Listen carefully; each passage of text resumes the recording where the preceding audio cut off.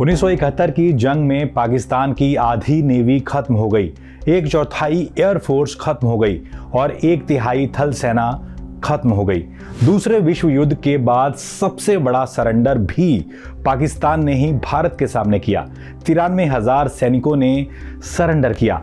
आप लोग जब कभी 1971 की जंग को लेकर कुछ पढ़ेंगे या इंटरनेट पर सर्च करेंगे तो एक तस्वीर सबसे ज्यादा पॉपुलर है और वो आपको हर जगह मिल जाएगी। ये तस्वीर है इंस्ट्रूमेंट ऑफ सरेंडर पर पाकिस्तानी जनरल नियाजी के साइन करते हुए, जिसमें भारतीय सेना के अधिकारी भी नजर आ रहे हैं। इस तस्वीर में जो नजर आ रहे हैं उनके नाम हैं साइन करते हुए जनरल नियाजी। उनकी दाहिनी तरफ बैठे हैं जनरल JS अरोड़ा, जो खड़े हैं उसमें बाएं से दाएं हैं vice admiral Krishnan, air marshal Harichand Dewan, lieutenant general Sangat Singh, major general JFR Jacob. हम आपको इस तस्वीर की कहानी के साथ ही एक और कहानी बताने वाले हैं। कहानी उस योद्धा की जिसने पाकिस्तान को सरेंडर करने के लिए मनाया। एक ट्रू जेंटलमैन और प्रोफेशनल आर्मी ऑफिसर की तरह पाकिस्तानी जनरल से सरेंडर के कागजात पर हस्ताक्षर करवाए। कहानी मेजर जनरल जैक फौज राफेल जैकब यानी JFR, जिन्हें उनके साथी जेक भी बुलाते थे। 15 दिसंबर 1971 की शाम को ही सीज फायर की घोषणा हो गई थी।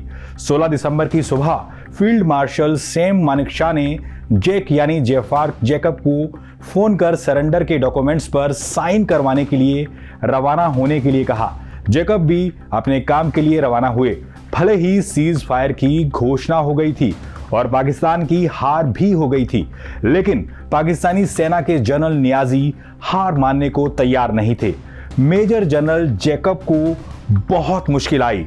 जैकब ने अपनी ऑटोबायोग्राफी में इस घटना का डिटेल में जिक्र किया है। जैकब ने लिखा है, उनको जनरल नियाजी ने लंच पर बुलाया था। जैकब जब ढाका में उतरे तो उनको लेने के लिए पाकिस्तानी सेना की कार आई थी और कार में पाकिस्तानी सेना के सीनियर अधिकारी भी थे। जैसे ही कार अपने गंतव्य के लिए रवाना हुई, कुछ ही दूरी पर मुक्ति बाहिनी के लड़ाकों ने कार पर हमला कर दिया और मेजर जनरल जैकब ने कार से उतरकर जोर से आवाज दी, Indian army.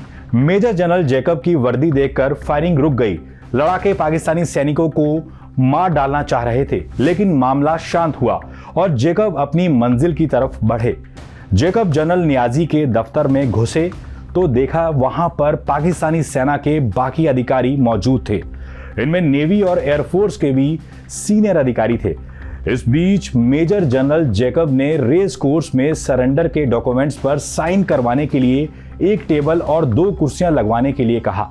Major general Jacob लिखते हैं कि सरेंडर के डॉक्यूमेंट पढ़ते वक्त जनरल नियाजी के आंखों से आंसू निकल आए थे और नियाजी ने कहा था, कौन कह रहा है कि मैं सरेंडर करने जा रहा हूं?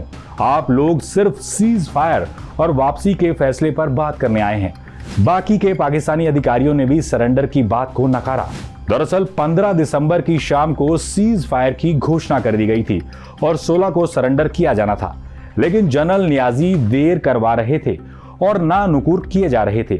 जैकब ने नियाजी से कहा कि अगर आप साइन नहीं करेंगे तो मैं आपके परिवार की सुरक्षा की गारंटी नहीं ले सकता।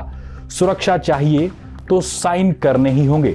जैकब ने नियाजी को सख्त लहजे में समझाया और आधे घंटे के लिए सोचने का वक्त दिया और कहा कि वो कोई फैसला नहीं लेते हैं तो जैकब ढाका पर बमबारी का ऑर्डर दे देंगे।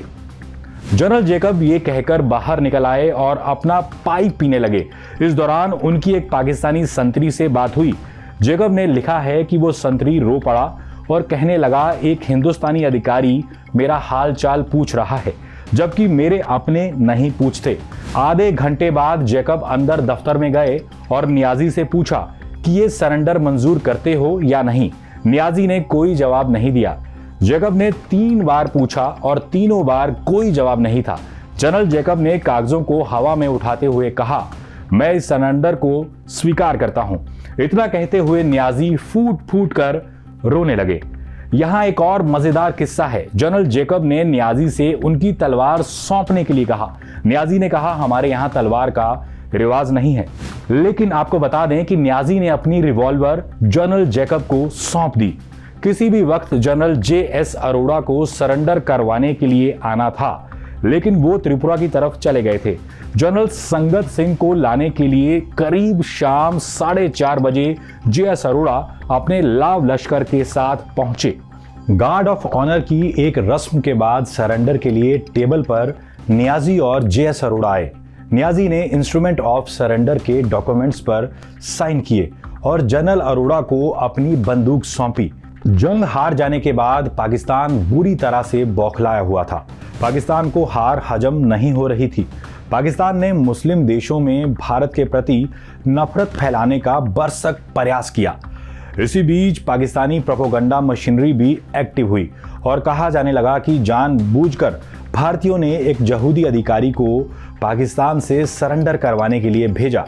बाद के दिनों में जनरल JFR जैकब ने कई बार इस बात का जिक्र किया कि वो सालों भारत में रहे और यही उनका प्रॉमिस्ड लैंड है, लेकिन फिर भी कभी उनके यहूदी होने की बात बाहर नहीं आई।